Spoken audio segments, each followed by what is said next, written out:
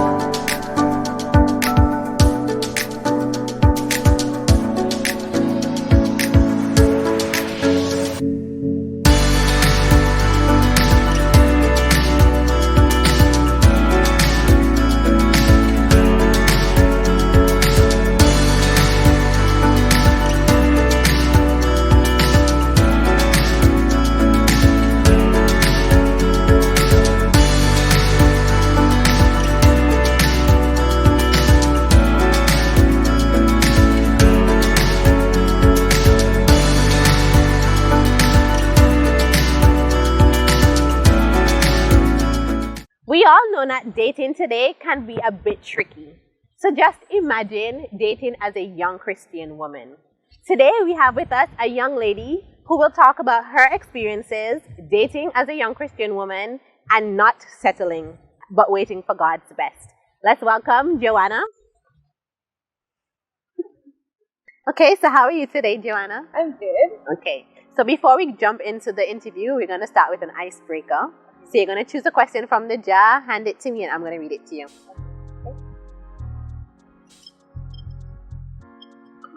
There you go. Thank you. Okay, what's something in your house you want to get rid of but can't? Oh.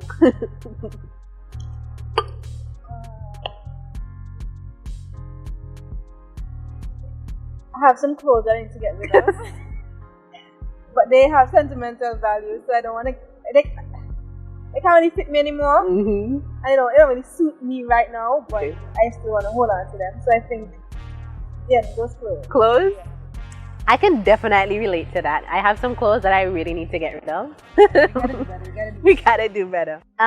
So Joanna, for those who may not know you, can you just describe yourself in terms of what kind of household did you grow up in? Did you grow up in a Christian household, or did you get saved along the way?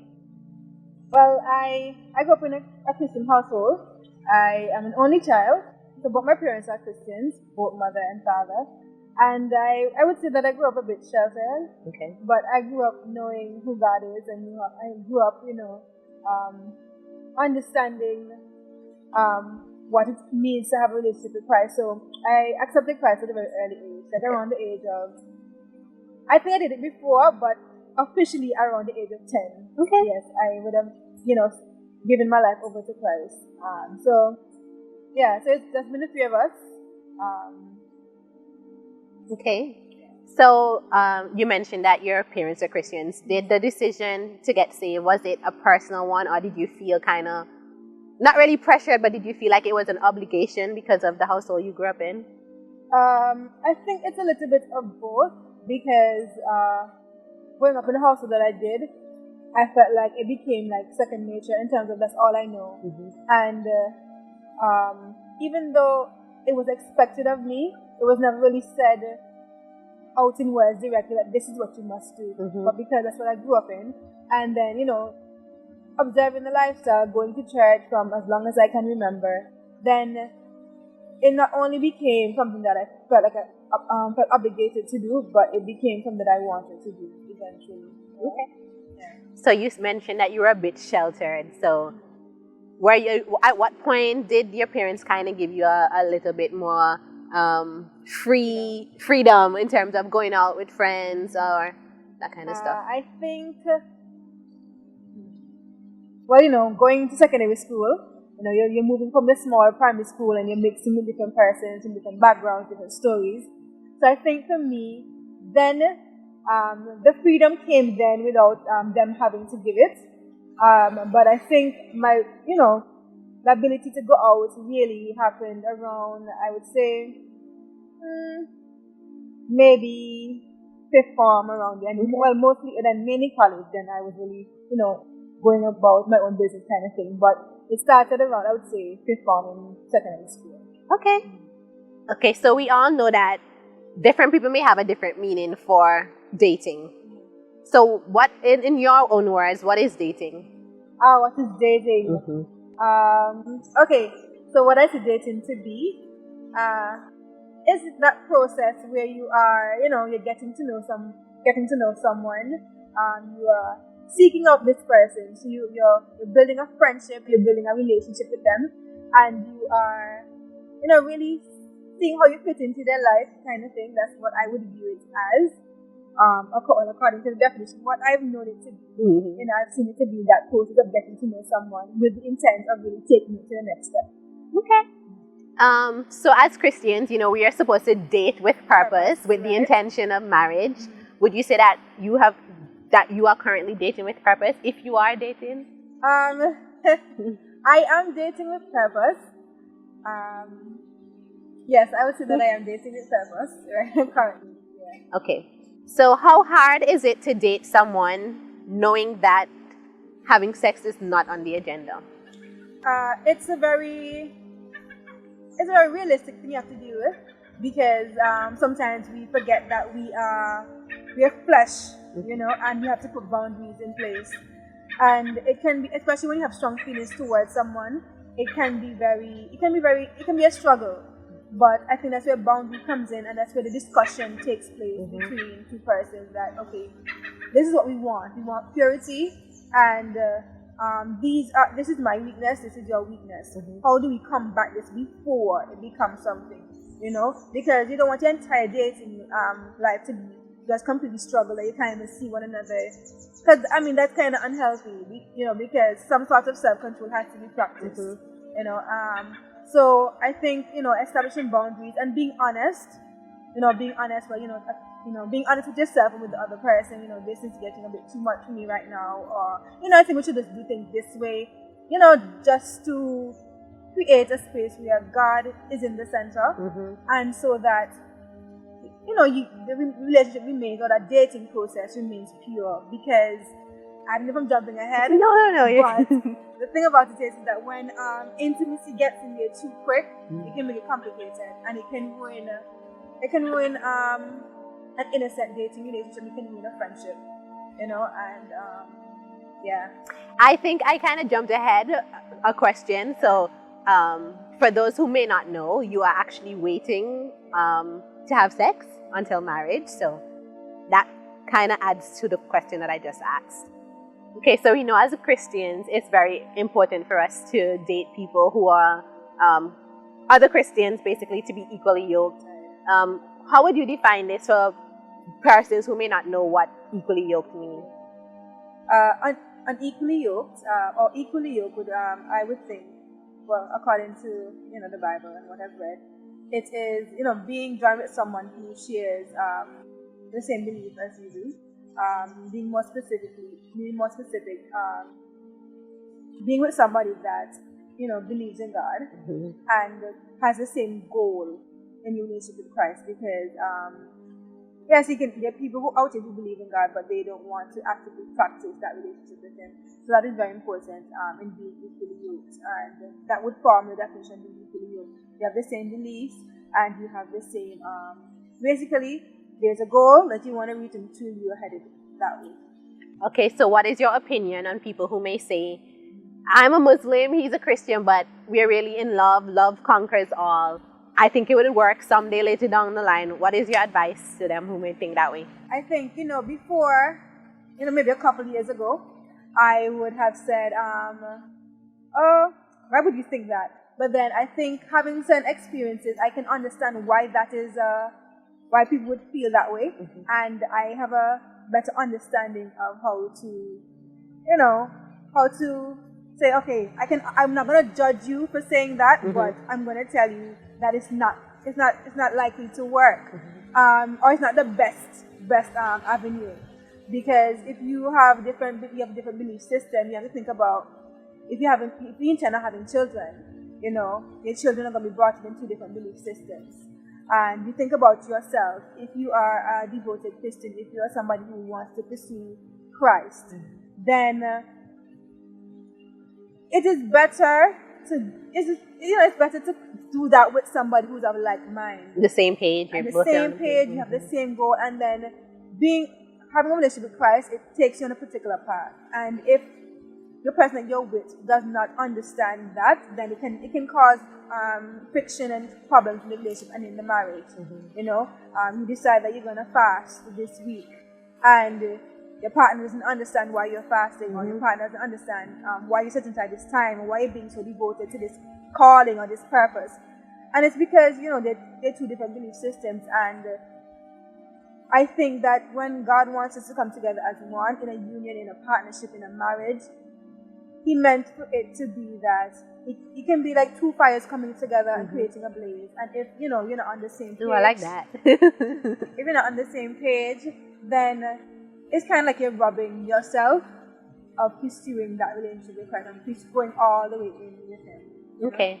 So throughout your Christian journey, have you ever dated unsaved guys? I have.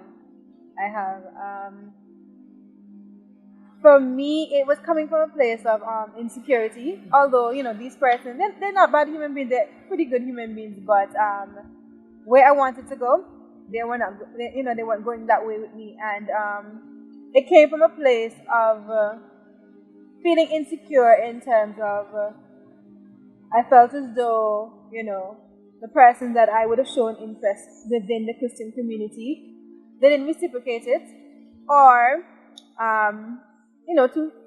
two scenarios that was happening. And another time I was feeling as though I've been in the Christian community for so long. I've been, going to a church where there's a lot of guys, and I've been raised up in this church, and never being pursued, never being looked upon in that way, and just not getting that type of attention. And I would see the other girls who are not really solid in their foundation with Christ or in their relationship. They would this would be much more easier for them. So I just after a while everybody started getting married, and I had just okay, whatever. And I would have met some persons outside of my faith, and I would have entered relationships with them. But the thing about when you are a child of God and you stay in tune with Him, you can't continue something for too long, because you start to hear His voice and you start to say, you know what, this is not for me. Fortunately for me, I have met persons who respected my decision, and they would, I can still count on them. If I see them, hi, how are you doing? Cause that relationship, that sort of friendship is still there, and they know that my decision to really pursue God, and this, that would just not work. They respect that, and I'm fortunate to have that kind of experience. But I have, and the Father has always pulled me back in, and has steered me onto His will. Okay, that's awesome. So that not everybody has Christian friends and family members around them. So I'm guessing that you had unsaved family members, unsaved friends around you. Did they ever tell you, hey girl, just go get a piece, just do your thing, you're believing in something that's like a fairy tale? Did you ever feel like pressure to just give up on what you were waiting for or believing? Well, my family here in Antigua is they're Christians. So my aunts, my dad's side of the family, and my mother's side too, but my dad's side live here. Okay. But my grandmother, these people are Christians. So I never had that sort of pressure from them, but you interact. You interact with you go to college, you go to university, and you interact with persons. And I did have good Christian friends. Okay. But somewhere along the way, I would have encountered persons who who would say well, that's not an issue. My father is not a Christian, my mother is a Christian, and they make it work. And the person does say, go do your thing, that kind of thing. But fortunately for me, I have never received pressure from my close friends, but from a regular interaction, with the co-workers or that sort of thing, they would tell you, nobody doing that now, that kind of stuff. Okay, so we all know that we're human and sometimes we get discouraged. Sometimes we feel like we're waiting, holding on to something that we may not see physically. We pray and we may not get the answers. So have you ever felt discouraged or just wanted to give up? And how did you cope with these feelings? I have. And it hasn't been easy because there are times when, due to those unequally yoked relationships I would have been in, I would have felt as though, that I basically disqualified myself from being blessed in this area. And there's a period of time where I thought to myself that why am I struggling in this area? I never understood why. Wasn't I spiritual enough? What was lacking in me that I was struggling in this area? And I didn't understand. And there was a period of time where I was discouraged and I was down because I just couldn't understand. I think that I'm decent looking. I think I have good characteristics. Why is it that I'm still struggling? And why am I not meeting the right person, the right people? And how I got out of it, I started really zooming in and focusing on my purpose. And I started to really engulf myself in God. And I remember being at church and this lady in the church, she called me outside and she said, "So Johnny, you lost your glow." And I said, "I know." And she told me, she said, "Ask yourself this question. If you never get married and God comes, takes you, or he, whatever, would you be happy in him? Would you be contented in him until then? Even though that may never happen?" And I went to my thoughts about it, and I said, if my happiness is really founded on whether I have a relationship or not, and that question you asked me so many years ago, and every time I felt discouraged, the question comes back to my memory. And I asked myself, it allowed me to sit down and ask God, so God, is my happiness really founded on whether I have a relationship or not? And it seems so shallow of me to just build my whole happiness and my whole joy on a relationship and on whether, I have a partner or not. It's a desire, yes, but I just had to come out of that thing where my entire happiness and entire survival, my entire existence depended on whether I had somebody or not. And once I was able to really sit down and say, God, I want to be happy with you first. I want to be completely engulfed in you first. And for me, it started with me having a personal relationship with him, starting to enjoy my time as a single person, and enjoying the company of my friends, the freedom to get up and to just enjoy the single season to its maximum, and I'm into dancing, I'm into doing things like this, I'm into so many things, and being engulfed in this, not that I made myself super busy, but being engulfed in purpose, it makes you feel fulfilled, and that's where the fulfillment had to come from first. Doing what God wanted me to do is where the fulfillment came from, and then He started to open up the way, and He started to say, okay, you're learning, because struggles come in relationships, and I just had to understand that my happiness and my identity is in Christ first.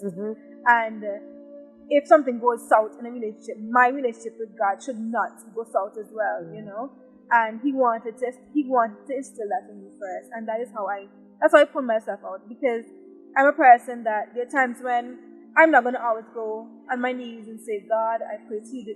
Like, I have a real conversation with Him. Like, God, this is how I'm feeling.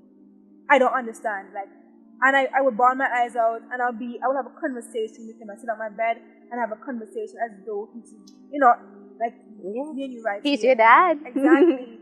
And for me, that is where the healing took place. I was able to cry, I was able to vent. I was able to allow Him to speak to me and to really repair and to, heal every mended, every and mend every broken heart, every broken, emotion that I was experiencing at that time. So for me, the healing and the way how I made it through was really just being open and just really being like, God, this is what it is. And I want to come out. I want to be better. I want to do better. So. And that's awesome. It's just like the Bible kind of lied, says, put God first and then everything else will fall into place, And a lot of people I've met who are happily married now, they all told me that when they were trying to fight everything themselves and be in relationships, it never worked. When they started to pursue their purpose and they got busy and even forgot about the relationships, God sent them their spouse. So that's very awesome. But I know a lot of people grow up and they always hear their parents like, do not have sex, do not do this, do not do that. And some of them wish that their parents would actually take the time to sit and have a real life conversation. Hey, this is what's going to happen. These are the consequences, So what are your thoughts on that? This question, it resonates by a special place in my heart because not just in the family setting but in the church. Like the word sex is not talked about enough, and I think now we're getting there. But for persons like me, a couple years back, we wanted to hear it. We wanted to hear the raw truth. We wanted to hear the reality of it. I don't want to go to the world and hear about it. I don't want to go to my co-workers and hear about it. I don't want to go to my unsafe friends and hear about it. I want to hear about it from God's perspective. What does the Bible say? And from Christian experience, that's what I want. That's where I want to hear it from. And I think we haven't touched on it a lot, and because it's always the don't do this, don't that, don't do that, But as human beings, we don't really learn that way, and that's the reality, You want to go do it more, right? And it's like and in a moment of temptation, in a weak moment. That don't is not really, the voice not as strong as you, because all you know is don't. Your belief system, it never shaped how you believe. When something shapes how you believe, then in a moment of weakness, who you are and what you believe is that is the voice you hear most, more than anything else, not the don't. And I think if families, the church would, talk about it a little bit more, not talk about it in a condescending way, because sex is given from God. Yes, it is. And if we are educated on it properly and God's way, then sex is not a bad thing. It is actually it is something given from God. God created it, and if as young ladies, as young men, whoever. If we are properly educated on it, if we talk to about it, this is what happens when this happens, or sharing your failed experiences, that also helps to mold and to make sure that the next generation does not take that particular part. Because I find that sometimes when we sit down so many times on our secrets, is that our children come and do the same thing. Exactly. Because if they knew that, as a mother, this is what I'm telling you because I did this and I don't want to do that particular thing, then you're able to identify, so, okay, this happened to my mother, so I don't want that to happen to me, and you're a bit more aware of things. And you see them from a mile away because, my mother or my father experienced that particular thing. And I find that, sometimes it's kind of hush-hush, so you don't know how to really deal with it, because the reality is sometimes, you make bad decisions and you end up in a place where it's like, you're about to have sex, and it's like, how do I deal with this? What do you do? Okay, I'm already here, let me just continue. Yeah. You don't know because you never thought about it. And I think if, it was more open, it was discussed a lot more, then you would make a lot more, a lot more godly decisions. And definitely. It's not something that because even when I've heard of so many persons saying that, even after they've gotten married, they feel so timid about it because it's just been like, sex is like from the devil kind of thing. And it's like, no, it is something that's given from God. It's something that is very precious and something that's very amazing that is, God has put within the container of a marriage. And I think if it is preached about that way, then you kind of have this kind of expectancy. This is something good. This is something I want to aim towards. This is where I want to go, and I'm gonna save that. I'm gonna save and wait for that particular moment. So I think, and even the consequences and the heartbreak you have to deal with. The negative things that comes with it when you do it before it's time. If that's talked about in a very real way, then persons are able to say, I understand. Yes. And then it starts to shape your personality, starts to shape your character, because you've made it within yourself. It's not because you said don't, but because I personally believe it with all my might that this is the way God wants it to be done. That's good. That's good. That is awesome. Not just not doing it because my parents said not to do this, but actually something is a personal decision. That's awesome.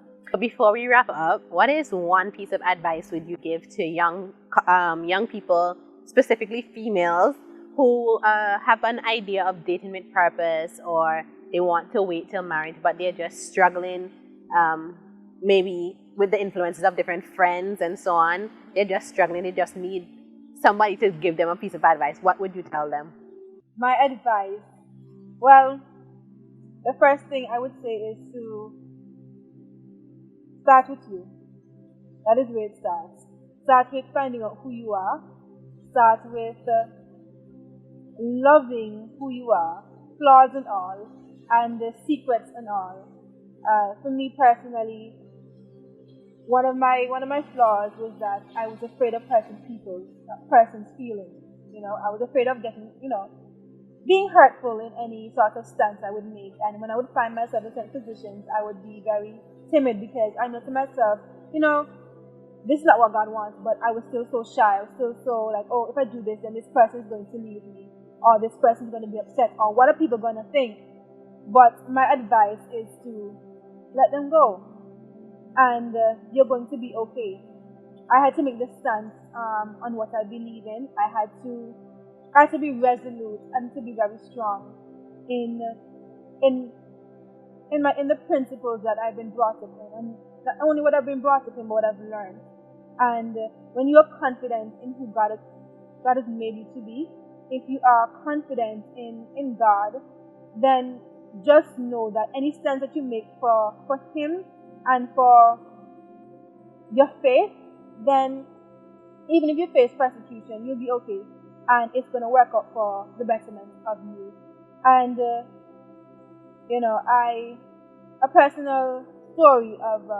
my personal story is that when you don't wait on God, you create a lot more complications than it needs to be. I've lost friends, not because they were horrible, but just because I didn't wait on God, or we didn't wait on God, and that is a tricky thing. And you have to have, dating with purpose is about being very intentional. If you're dating somebody and you want to take this thing to the next level, then you must be intentional. You must constantly bring your relationship before God. Never do you want your relationship to be just you and the person and forget God over there, because you're setting yourself up for failure. And you have a lot of broken hearts, a lot of reconciliation to do, and that's not what you want. You want everything is not going to be perfect in life, but there's something that you can control, because when you follow God's way, and when you're confident, when you are resolute, and when you are intentional in your relationship with Christ and in your dating process, then you leave space for God to take over. And then as you have that relationship with God, He's able to tell you, no, my daughter, that one is not for you, or take your time, or this is what I want you to do. And setting boundaries in place is very important. It is so important. We are flesh, we have feelings, God made us this way, and these things are natural. So never be ashamed of how you feel. Never be ashamed of, the feelings that come with, getting older and wanting to have children, and, that feeling, our hormonal feeling. Don't be ashamed of that. But embracing it as this is how God has created me to be, and surrendering those feelings to Him and allowing Him to guide you, because you have to learn self-control. Rushing to get married is not going to solve your self-control issue. It is not going to. And I've learned that. And it's not going to solve it. And you just want to be intentional. Continue to pray. It's not being over spiritual and be like, oh, I have to pray about everything. No. Bring it before God. He is your Father. He is your friend. And if you want anybody else to guide you, want Him to guide you. And waiting on God, you can't go wrong. Trust me, you cannot go wrong. You save yourself the heartbreak, and you save other persons the heartbreak. Wait on God. Allow Him to direct you. When you get discouraged, talk to Him. Just like how you can talk to your friend, talk to Him. Be real. A lot of my healing has come from being real with God and being open. I'm like, I don't understand this. Tell me, what am I supposed to do? What am I supposed to do with this feeling? You know? Why is nobody talking to me? And being real with God, He's your best friend. You can talk to Him. And just continuing to surrender everything to Him. And just hold on. Your time is coming. Just hold on. What is yours? My best friend always tells me this. What is yours, and it will come to you. Just wait on God. I have never waited on God and been disappointed. Right? And remember that you want, when you meet that person that God has for you, you are fully engulfed in God. You are completely happy in Him first, so that you can bring your fire. Because remember I told you, fire and fire equals a blaze. Right? So that is my advice. Okay, Joanna, I know that was some really good advice, and I know definitely you would inspire and empower different women around the world even. And something that you really said that stuck with me that I know people will be saying from today, my favorite line is fire equals a blaze. Yes, I love it. So I want to thank you so much for taking the time out to be here with us, and especially sharing some personal parts of your life. I know that is not always easy, so I thank you so much. It was a pleasure being here. Yes. Absolute pleasure. So there you have it, guys. If you like this episode, please don't forget to like, share, and subscribe. And if you feel led to, leave a comment down below. Until next time, remember, you are still that girl.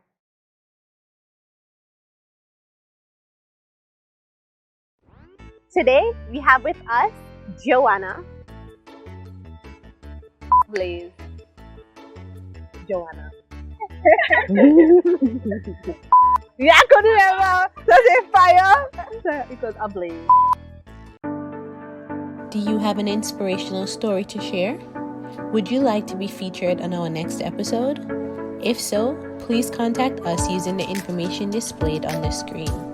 If you'd prefer to tell your personal story anonymously, please complete the form by clicking the link provided in our bio.